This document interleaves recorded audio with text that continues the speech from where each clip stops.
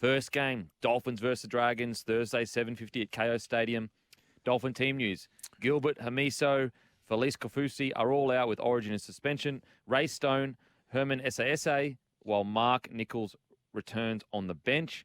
Cody Nikorima shifts to fullback, and Anthony Milford is the new 5'8". Dragons team news. Sullivan replaces Ben Hunt at halfback. Jack Bird replaces Sewer at second row.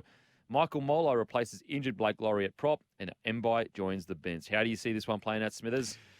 Well, the Dragons, they'll be riding high after that win, won't they? That last-ditch effort against the Roosters. They'll be feeling good travelling up to Queensland to take on the Dolphins out there at Redcliffe. But the Dolphins, they're just, again, I'm going to go back to the same old line that I've used with them. They're so hard to tip against, particularly in these type of games, where, I think they'll be pretty confident that they can take on the Dragons at home and play well. Look, they almost got there last week against Melbourne. So out of that match, I don't know whether, you're wrapping the Dolphins or you're saying that the Storm need to improve, because it was, and they did it with a few things going against them too. Like they had a sin bidding in the second minute to Felice Kafusi, and they had a couple of other things that went against them. But it's a big ask, isn't it? Tom Gilbert out, the hammer out, who's been so influential to the way they've played their footy. Look, I'm going to back the home team, though. Okay. I'm going to back them because I look at one person that is out for the Dragons in Ben Hunt. What have I said about him all year? If he hasn't played, they'd be getting beaten every week. So I think he's so influential to that footy side, not just the way he plays with the football, but some of the efforts that he's been putting in, particularly this year, has made a huge difference. So I'm going to back. I'm backing the Finns. It's a really tough call, this one. I think if you're from the Dragons' perspective, I think it's actually a really good opportunity. And obviously, you're not going to base your whole decision of the future of the club off one game. Yep. But I do think that a lot of information they gather from this game will help them a bit see where they're going to kind of head over the next few years. For example, if Sullivan and Amone and Little come out and just kill it and show all their potential, win the game. Now, I'm not saying that they're going to immediately go to Ben Hunt and go, hey, mate, if you're not keen to stay or whatever. Yeah. What I am saying is it could be them going, all right, maybe we do try Ben Hunt at 9 for a bit longer and build in Sullivan and Amone and give them more minutes. And I guess this is a real big opportunity for Sullivan and Amone to say, hey, we are the next generation. Have faith in us as you rebuild the club. So from a Dragons perspective, huge opportunity. I personally think the Dolphins will probably get the job done, though, because, yes, they're missing Gilbert, Fidel, the Hammer, Felice Kafusi, but honestly, missing players for them does not seem to be an issue. No. And they've done that in the past, haven't they? Like they've missed players through suspension, through injury. Now they've got a couple out with representative duties, but they've handled it. They've handled it quite well in those other games that they've played without, particularly like the key players that they've missed. This is the first time we're going to see the Dragons without a Ben Hunt, though. Which is why I'm leaning towards the Dolphins. Yeah, agreed. I think that without the Ben Hunt, they aren't the same team. But as I said, from a Dragons perspective, yes, you're getting a glimpse of life without Ben Hunt. Because you're currently in a position where I wouldn't say they're at the depths of a rebuild, but there's a little bit of a rebuilding phase in regards to new coach coming in, looking at, okay, who do I need to put resources into? Who do I need to move on? And this is a really good opportunity to go, okay, well, who stands up when we don't have Ben Hunt? Who is the guy that's going to take the game by the scruff of the neck and win it for us? It's going to be a great clash. Great clash. Now, Eels versus Cowboys, Friday, 8 p.m, Combank Stadium. Eels midweek signing. Joe Offengal starts for the Eels at prop for Junior Bowlaw. Matt Dury starts the second row. Luca Moretti is named on the bench. Cowboys team news. Holmes, Tuolangi, Cotter, Dearden, all out for origin duty. Hampton starts at 5'8", Granville starts at lock, Zach Laybut and Robert Derby make their NRL debuts. Griffin Neame returns on the bench. Dalmalolo is named in reserves and could return from injury. How do you see this playing out, Smithers? Oh, look, the Eels were super impressive. Super impressive against a red-hot Bunny side. Like, Bunnies were going for 7 straight. Yeah. Now, I don't know. I interviewed Latrell Mitchell after the game, just asked him a couple of questions on the field, and he looked a little bit sort of perplexed at what had just happened. Like he obviously he gave credit to Parramatta for playing so well, but he was a little bit unsure of what happened in that game and why they weren't able to play the way they did. But I'll tell you what Parramatta did. They started the game hot. They started it fast, and I think they took the Rabbitohs on early, particularly down their short sides. They went down that little play. Mitchell Moses went down a right-hand short side early, created an overlap, and that's where they scored their first points. And from there, they were away. Rabbitohs, though, like quality outfit, they found their way back. They fought back, and they found themselves in front. But that's as good a finish to a game I've seen Parramatta play or execute for a long time. It's a type of, and for me, when I when I watch the Parramatta Eels or follow their matches week on week, that's the most frustrating thing is their lack of consistency. Like everyone knows how good they are when they play their best football, like they did against the Rabbitohs. Like we're talking about the Rabbitohs who are sitting on top of the competition. They'd won 6 in a row, which is it's a difficult thing to do right now. We had a segment before talking about how close this competition is. But to go out and play the way they did in front of a very vocal Rabbitohs crowd at Allianz Stadium, it was super impressive. I'd love to see the Eels just try and bottle that performance and bring it out every week. Bring it out I'm sure all the Eels fans listening would love to see that as well. So, Cowboys, extremely disappointing. I don't know. I cheekily asked a couple of the Cowboys players involved in the Origin camp, like, hey, boys, what happened? What was going on down there the other night? And they didn't have an explanation, Kempy, other than we didn't turn up in the right frame of mind for that game. Like we didn't get off the bus, which is, it's a simple explanation, but at times, as I said, if your attitude, your mental preparation isn't right, you cannot be off. You cannot be off against anyone. It doesn't matter where they're sitting on the table, what form they're bringing in. So it's going to be a difficult one. The Cowboys, although I do know they've stayed down in Sydney. So they've had a little camp down there. They got down there a couple of days before that game on the weekend, and then they've stayed down because they've got the back-to-back games in Sydney. I'm not too sure whether that, sort of helps their prep because of they're taking the travel out of it. But if Eels turn up the way they did against Rabbitohs, this will be an Eels victory. Yeah, the Eels. The thing about this game that's really intriguing is both teams have to win it to stay in touch with the 8. Yeah. Both teams, it's almost season on the line kind of stuff. And I know we talked about how close the comp is, but as it stands, the Eels are currently sitting 13th. Yep. And the Cowboys are 14th. The Cowboys are 14th on 10 points. And so you just can't afford to lose touch with the 8 like that, because if that one of them loses and then Bulldogs get a win or Tigers get a win, all of a sudden they're on equal last. Sorry. Yeah. If the Dragons get a win. So it's just a game where obviously every game is non-negotiable, but where we are in the season, it's getting to a point where if we don't win this match, we will not play finals footy. Whereas 5 weeks ago, it was, we dropped this match, but it's early in the year. We've got time to get it together. Time is running out for both sides. Yep. Well, you're right, mate. It is now the point where we're sort of hitting, what are we? We're nearly halfway, aren't we? We're pretty much halfway this week. So if you go on to lose the next couple that you play, then you are scrambling. Mm-hmm. You're scrambling for victories, and also you're putting a little bit of hope in other results going your way, which you can't afford. You cannot afford to do that. There's a huge clump of teams, as we spoke about, up the top, sort of from 1st to 11th. Then there's a little break. So those teams under that 11th spot, 11th or 12th spot, they need to be playing their best football right now, banking some wins, staying in touch with those top 10, 11 teams. And the tough thing for this, how ironic that at this point of the season, Eels and Cowboys both premiership threats this year. The fact that I'm not going to go as far to say this season, like they can't win the premiership, because crazier things have happened. Yeah. But history would suggest if you are not in the top 4, you will not win the comp. Yeah.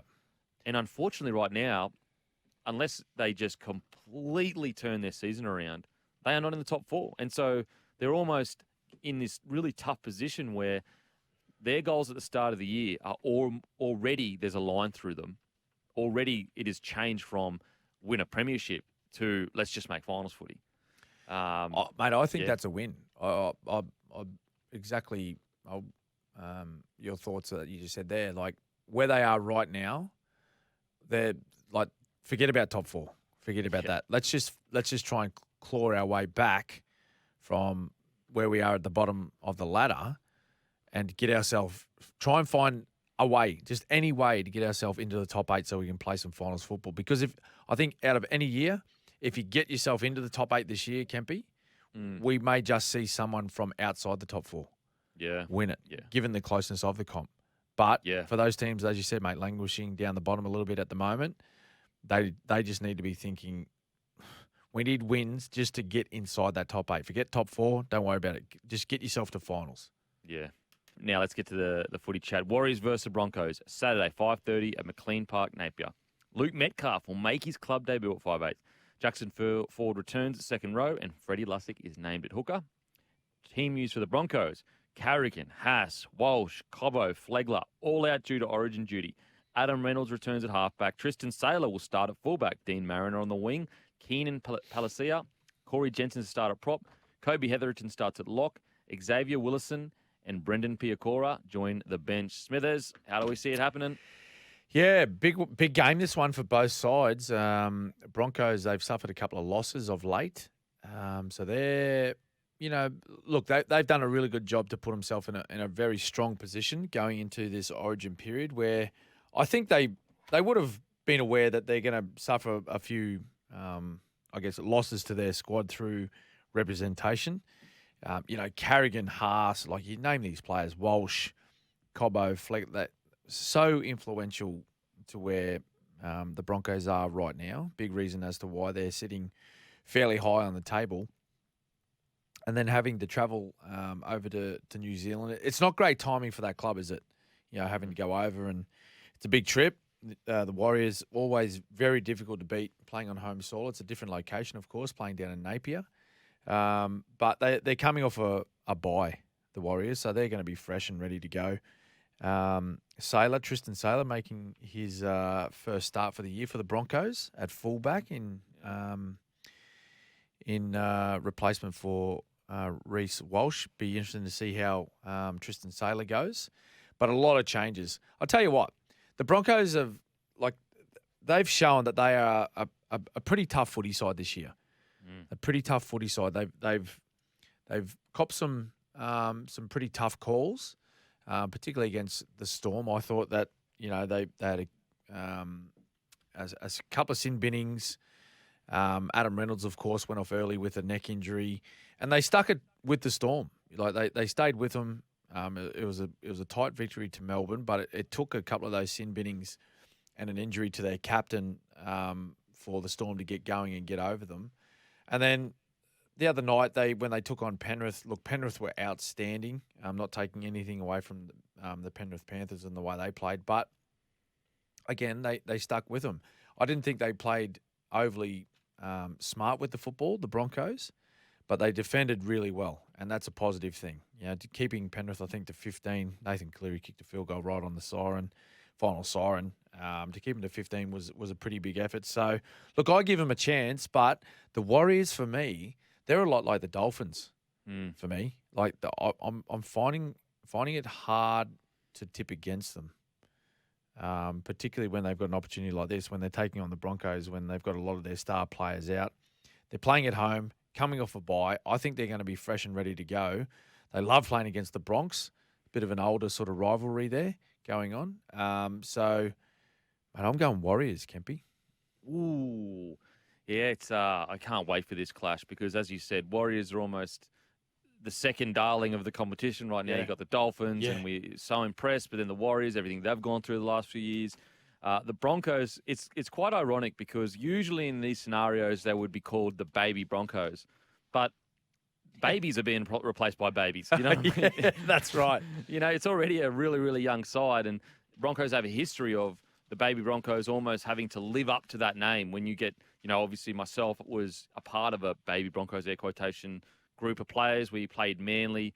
It is something you try to live up to, because if you want to if you want to live up to that Broncos jersey, that's almost like your first rite of passage, is to say, can you go out and defy the odds of, maybe you can't do it week in, week out, but can you do it for one game in your debut, or can you go out and play really well? Yep. And Broncos have a history of doing that. They have a history of, getting up, the young reserve graders getting up and playing well. I will say, though, Adam Reynolds' back is so big. It's so big. So Dean Mariner, guys like Dean Mariner, Tristan Saylor, and that these guys are really good attacking weapons. Yep. So I don't think they're going to lose that much on the edges. They'll lose a bit for sure, but we still have Herbie. We still have Katoni Staggs. Tristan Saylor has been killing it at fullback in Q Cup. It's more the middle. Now, Corey Jensen's been fantastic. Kobe Hetherington I really like at lock, and obviously Palacia. I think it's the middle that we'll see a substantial change, because our middle is so good. Onto the Warriors, though, I'm so excited to see Luke Metcalf. This guy's been killing it in New South Wales Cup for quite a while. He's bounced around from Manly to the Sharks, now to the Warriors. I think we might see something pretty special from him. Yeah. But they've got this look about them this year, the Warriors, haven't they? They've got this look about them, and that's one of the teams I was describing earlier about how they look like they've got a completely different attitude towards their footy. Where they're up and about, it gets a little bit tough. They hang in there. Yeah. It's not about, look, they've just scored a couple of quick tries. Well, look, we might be able to salvage the game, but it might be a little bit too hard for us to get there, so they stop playing. Whereas now they stick in it. They stick in it. They stay in it, and led by a couple of their more senior players who are playing great footy. Sean Johnson is playing outstanding. I think they win, mate. I really do. I like the style of play that they play. When they get there, when their attack is humming, they're so hard to handle, and there's so much threat around Sean Johnson. With he's running the ball a lot more than what he has in previous seasons. He's got a great kicking game. He's got a lovely pass. We know that. His footwork is outstanding. So there's a lot to think about when he's got the ball in his hands. But that helps his outside men. He's got some young outside backs who run the ball really strongly, and it takes a lot to bring them down close to the line. So actually, I like the Warriors. Just with the Broncos, though, mate, I'd like to get your thoughts. They've won only one of their past four. Yeah, I know. After starting the season like red hot, they league leaders and all this sort of stuff. Where do you see them right now? Like halfway mark? Of course, they've done fantastic up to this point, but do you think they're starting to slip a little bit, or is it just they've come up against some pretty good opposition? No, I think it's more pretty good opposition. I think that I actually have been quite impressed with their ability to stay in games. The Storm game, we lost Adam Reynolds in the first 15 minutes. Then the game against the Rabbitohs, we didn't have Haas and Ezra Mam. And look, this sounds like excuses. I'm not excusing the loss and saying we couldn't have won those games. Yeah. But what I'm saying is that we have had key people out in positions that in important games. Yep. So it's very hard to gauge. The Melbourne Storm game's very hard to gauge as well, because the reffing was so strange. I agree with that. And so I actually, even though you're right, it is really concerning we're 1 from 4. I actually took a lot out of that Storm game, because we did not play well in attack at all. We were very impatient against the Panthers, very impatient. But what I loved is the fact that we forced Nathan Cleary to change his whole game. He ended up having 27 runs and running for over 200 metres. Yeah. And that's the sign of a good defensive side that has an ability to shut the Penrith system down, so that Cleary has to go to plan B, which is obviously a sign of a good half. Yeah. So although we're 1 and 4, it sounds bizarre, but I'm actually more happy with some of those performances than the big wins that we've had. Yeah. I know it sounds bizarre, but that's really just the way I feel. Yeah. And it could, I've looked at it that way. I've tried to look at it both ways, and you look at those close losses where they've had a couple of things go against them. It may be a positive for them in the long run to say, look, we played a few of those tight losses that we had. We played with guys in the sin bin. We had injuries to some key players. Yet we hung in there, and we backed our defence and we worked hard. these are the things that will be key. Will be key come the end of the year when it comes to the big games, the finals matches that we want to be a part of and winning. So, yeah, look, there's a lot of positives for me as well for the Broncos. You'd hate to see them go down a similar path to what they did last year. Yeah. Put themselves in a wonderful position. Like if thinking about this year, like they've been the talk of the comp. Yeah. The Brisbane Broncos. Leading the competition, sitting on top of the ladder, playing great footy. All of a sudden, they've gone one from their last four, and they're starting to drop down that ladder a little bit. The good thing that's keeping them there is that they put together so many really strong wins early. Yeah. Which is what we talk about, don't we? Like, it's important to bank them early. Yeah, for sure. And I think also some people with my podcast where I've been a bit cagey in the early on of the season for Broncos saying, look, really good we're getting the wins, but there's a few deficiencies and a bit of feedback from the community has been like, oh, you're being too harsh on the Broncos. But, as we've seen, they're 1 from 4. And yes, we have missed key players, but we can still get the job done. We've still got a great roster. And also the score against the Panthers, even with Reynolds in it, 15-4, that's probably where we are as a club compared to them. Yeah. You know what I mean? So sometimes losses can be like, well, yeah, that's kind of where we are. Like we're maybe by the end of the year, we'll be 16-15 or something. Yes. But right now we're probably, we're a try behind the best team in the comp. That's not that bad. It's not that bad. It's not a bad spot to be in. And if you're looking at the matchup between those two sides, like you won each. You're a winner piece. Yeah. Because you got a great victory. The Broncos got a good victory at Penrith in the first game of the year. So, yeah, it's not a bad place to be in. Rabbitohs v Raiders Saturday, 7:30 at Accor Stadium. Campbell Graham has been named to play despite being withdrawn from the Blues camp. Richie Kenner is named in reserves, could replace him. Blake Taff replaces Latrell Mitchell at the fullback. Liam Knight starts at lock for Cam Murray. Keon Kolamatangi could return after being named in reserves. Raiders team news. Hudson Young, Origin, Elliott Whitehead suspension are out. Corey Hutawira-Naira starts at second row. Joe Tarpane moves to lock and Pasami Saulo starts at prop. Zach Wolford starts at hooker. Danny Levi moves to the bench and Nick Kotrick also returns on the bench. Smithers, what do you reckon, mate? Bit of movement there for both sides, Kempy. Yeah, wow. Fair bit happening with injuries and representation with the state of origin and whatnot. But Campbell Graham, like if Campbell Graham goes back in and plays, that's a huge in for the Rabbitohs. He's been in fantastic form this year. I was a little bit surprised actually he wasn't picked for the Blues, but that's means nothing now. We're sort of it's done and dusted. Turbo's in there off that big performance last weekend. Rabbitohs, they'd be disappointed. Raiders, exact same. I don't know what happened. Well, I do. Turbo turned one on and had an absolute blinder of a game against the Raiders. I thought the Raiders they'd had enough. They would have had enough to take care of Manly, particularly at home. They just I don't know, that style of footy that they love playing. They just would have dragged them down. But when you got one of the best players in the competition and they're in that type of form that they're almost untouchable. It's hard to stop. So that was the story of the tape there for the Raiders. Big games though. Big games. I think, for the Rabbitohs, similar to what we're talking about with the Broncos before, they put themselves in a wonderful position, but you can't let it slip.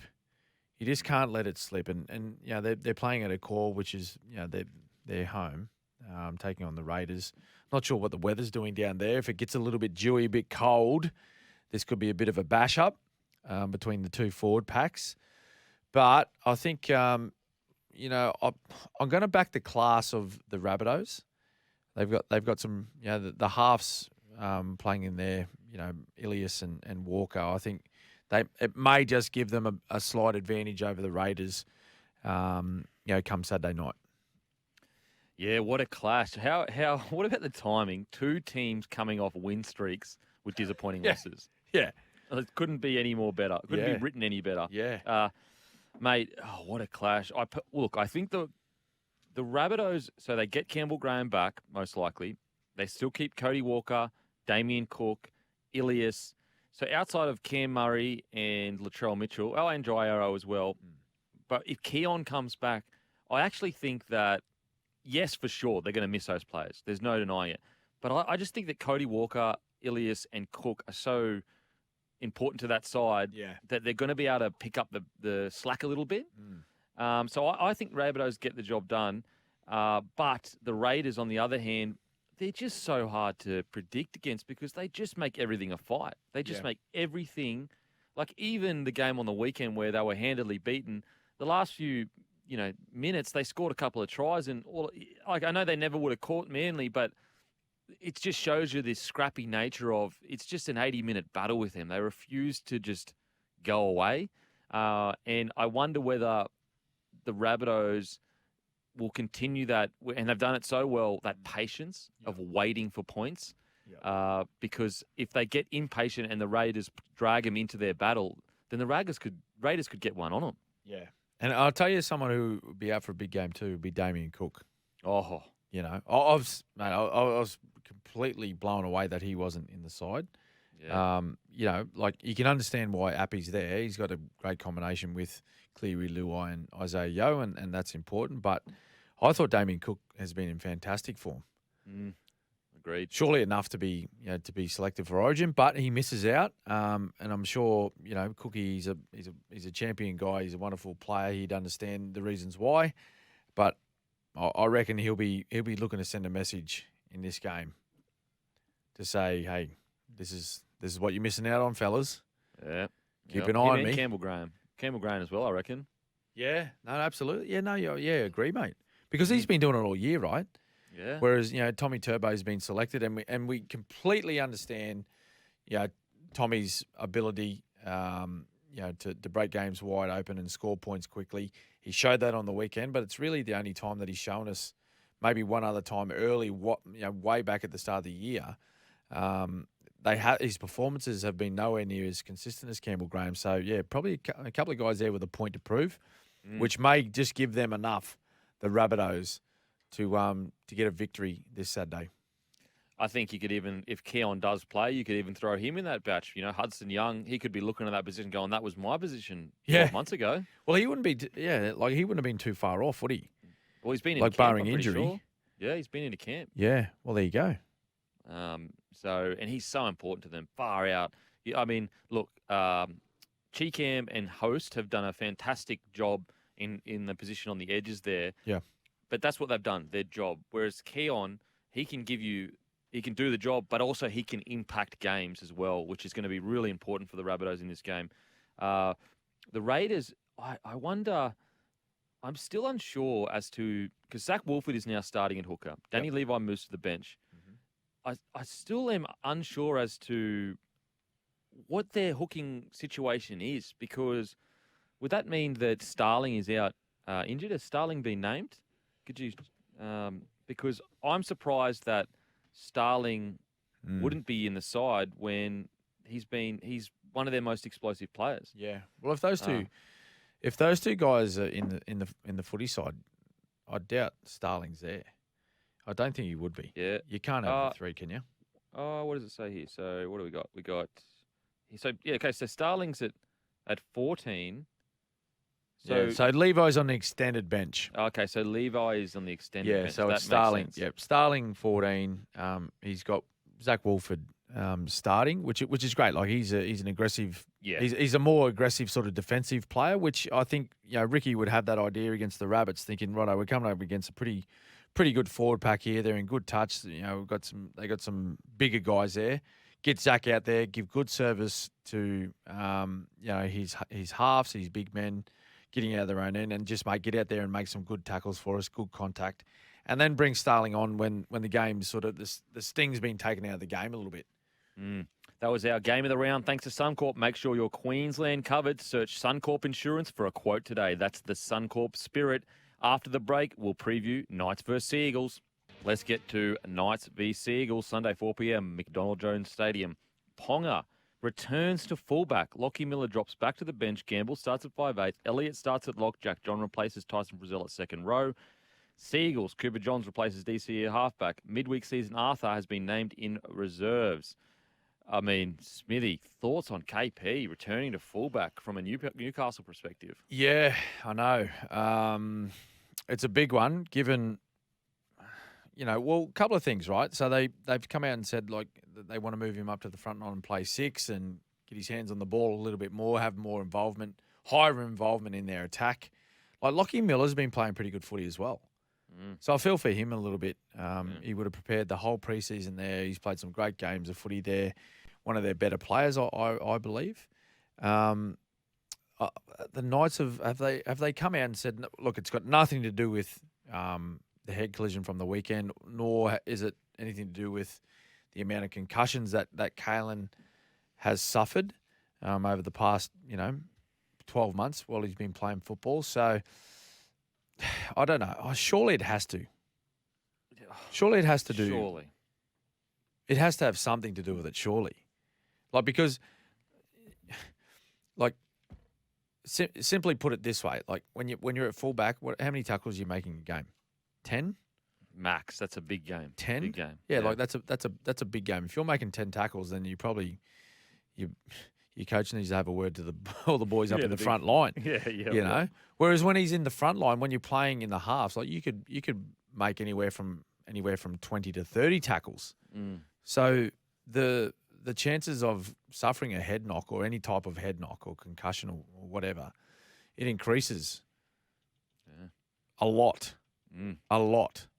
So, if that decision has been made, I don't know. I think there's a part of the reason him going back to fullback has to be to do with the head knocks and trying to preserve himself in the game. I don't know. Like, what do you think of the move? Mate, look, first of all, I always felt that he should stay at fullback. I just didn't understand the need for the move to 6 because let's say that he was in a side that had a gun 6 that was dominant, but he was just the superstar better player. I could understand that to a degree because they need to move him 6 because they have too dominant of a ball player and he's not getting the ball when he wants it. But what I don't get is why didn't they just play him at fullback in defence and then he can play at 6 wherever he wants on the field? Like, just chime in whenever he wants and play like a 6 in attack. Yeah. That's not what I just didn't understand. I just don't understand the logic behind it that you would put him in the front line to defend. What more does he do in attack as a 6 that he couldn't do as a fullback? That's the question I think that they should have probably asked. Yeah. You are right, mate. I look, in my opinion, I think he's a better 1 than a 6. He's a talented player. There's no doubt about that. There's no denying that. But I think his position is 1. I like him back there. Yeah, sure. There's always things you can get better at, and I think KP would admit that too. Like, I don't think he would say his fullback play is perfect. When he's played some really good games, he's been absolutely outstanding. But from a consistent point of view at club level, I'm sure he can find more consistent form back there. I like the move. Just from a point of view, I feel he's a better fullback than a half. Does that change the fortunes for the Knights? I don't think so. Although they're taking on a Manly side with a few big names out. DCE, their skipper's out. Turbo's out. I do think in the long run it does, though, because he's got more chance of staying on the field. Just getting some footy under his belt at fullback. Yeah, well, like this week, mate. I don't know if it changes their fortunes that quickly. Yeah, in the long run, possibly, mate. Yeah. I think that might make them a much stronger footy side. The big out for them as well, of course, is Tyson Frizzell. Yeah. That's a huge one to replace. Huge player to replace there. Jack Johns goes in for Tyson. He's a big out. Look up, I think Manly. I'm thinking Manly. Yeah, this is really hard because their win last week, which was so impressive, all revolved around Trbojevic. Then they lose DCE as well. Oh man, this is a tough one. You know what? Yeah. I'm going to go Knights. Really? Well, look, so they're missing Tommy Trbojevic and DCE. Yep. Without them, they are a totally different side. And you could say that for a lot of sides. Yeah, true. KP's still at the back. Tyson Gamble and Hastings have proven they can get wins together. Yep. Especially Tyson Gamble. And they've been dealing with injuries at 9 anyway, so it'll be an extra week where Phoenix Crossland can play 9. Yep. Gagai still gets to play. He'll have a point to prove. Bradman Best, Dom Young, Greg Marju, they're essentially, outside of Frizzell, they're essentially full strength. The Saifidi brothers, well, at least one of them. Yep. Whereas Manly, I don't know how they're going to go without Tom Trbojevic and DCE. So I'm actually going to pick the Knights. That's a good Knights point. to get the job done. I've got Manly. I'm pumped to see KO Weeks. Oh, yes, absolutely. Starts at fullback. Young How gun. good to see him start at fullback. Young gun. And it could be a glimpse into the future. I know Tommy's young, but obviously it could be a glimpse into the future because KO Weeks, he could maybe, he could probably play wing and centre as well. So he's got such good raps on him as well as filling in at 6. Schuster, if he ends up at 6 or on the edge, you could find KO Weeks being at 6 there. So, how good was Schuster in attack last week? Yes. Oh, my God. Unbelievable. Loved him. I can't think of a big fella that has hands like that in attack at least ever. Yeah. Maybe the great Arthur Beetson. The great Artie Got to Beeson. go all the way back. Yeah, mate, he's one to watch. I can't wait to see Schuster this week, see if he kind of steps up in the absence of obviously DCE. We're going to head to a break. After the break, we're going to pick our sure things, and we're going to say sayonara. Welcome back to the Captain's Run with Cameron Smith. Let's now share our sure thing for Sure Hire, the temporary work experts, surehire.com.au. Who's your sure thing, Smithy? Kempy, my sure thing this week is the Finns. Oh, no way. The Finns over the Dragons. Wow. Yep, Thursday night. Wow. Okay. Yep. Well, my sure thing this week is the Eels. I think they'll be too strong for the Cowboys. Kempy. Sorry, Cowboys Mate, fans. you've gone all out there, haven't you? Oh, mate, I love the Cowboys. They're missing Cotter. They're missing Dearden. How are they going to... Whereas you look at the Eels. True. Eels are only missing Paulo. Yep. And they are missing RCG. But, I reckon the Eels get the job done. Shore Hire, Australia's most complete shoring, propping, traffic product range. Call 1300 Shore Hire. That's us done and dusted for another week, Smithy. Okay. Enjoy Origin Cam, mate. Will do. Next Captain Run, game day, Origin 1. Yeah. We'll be in Adelaide, recording from Adelaide studios. Cannot wait. Thanks for listening, everyone. Make sure to subscribe on Apple, Spotify. Give us a follow on Instagram at SEN League. And we'll see you next week. Sayonara. Bye-bye.